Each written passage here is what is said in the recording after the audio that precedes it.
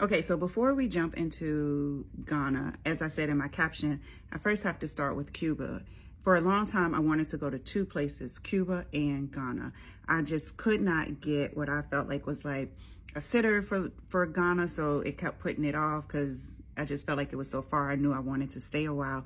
In Cuba, I felt like it wasn't possible, but it was when I was in Cuba that I felt like such a connection to Africa. And I said, if I feel that strong sense of connection to my ancestors here, I have to go there. I literally was in Cuba at a Afro-Cuban festival that they do in this community every Sunday.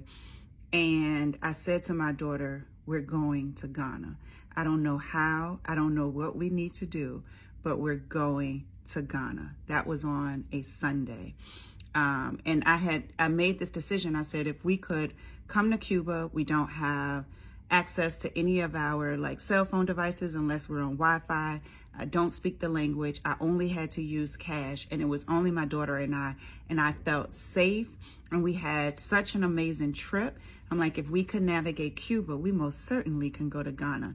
But it truly was the connection, like that ancestral connection in Cuba, and how they were able to preserve so much of our African history, and things that they continue to do today, that I left and I'm like, I'm not going on another trip until I go to Ghana. That was a Sunday. We left Cuba like Tuesday. Wednesday, my line sister called me and asked me, why are you not going to Ghana?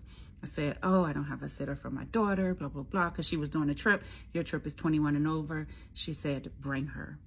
That was Sunday. By Wednesday, I booked my trip to Ghana.